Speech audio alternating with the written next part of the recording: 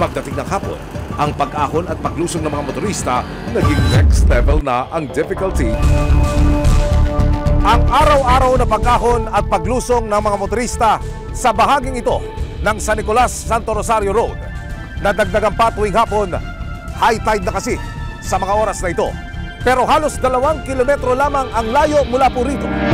Nakita ng resibo sa DPWH website na may inilaan palang mahigit 77.1 million pesos ang DPWH para sa isang flood mitigation structure sa parehong barangay noong taong 2023. Mga kapuso, gamit po ang tinatawag na coordinates na nakasaad sa papel na ito. Puntahan at kamustahin natin ang lagay nito.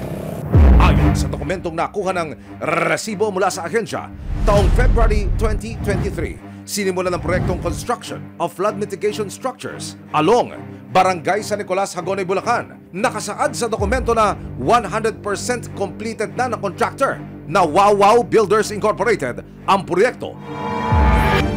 Nang baybayin namin ang kabaan ng ilog na itinuro ng coordinates na nasa papeles, walang flood mitigating structure na makita.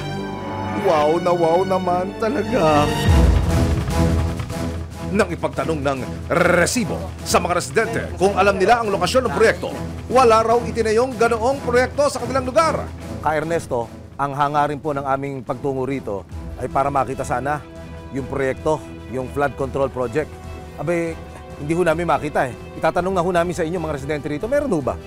Parang wala po ata ako nakitang ginagawa ditong project na ganyan. Baka lumagpas kami.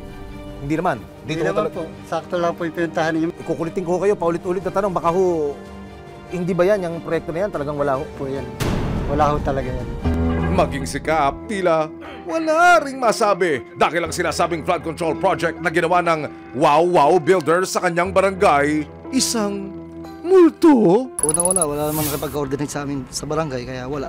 May kapirasong poste o konting graba, buhangin, meron ho kayo nakita? Nandito po tayo sa lugar kung saan sinasabi nila na pinatayo nila, wala ho tayo makakita. Kahit isang bakal, wala. Nagpalipad din ng drone ang resibo sa pag-asang makikita namin ang proyekto pero wala po kaming nakita. Hindi tayo eninyero o eksperto pero hindi po ba dapat ay makikita mo na rito sa baybayin, nasa lupa ka man o himpapawid, ang ganitong kalaking halaga na proyekto. Maraming salamat sa panonood, mga kapuso. Para masundan ang mga reklamong nasolusyonan ng resibo, mag-subscribe lamang sa GMA Public Affairs YouTube channel.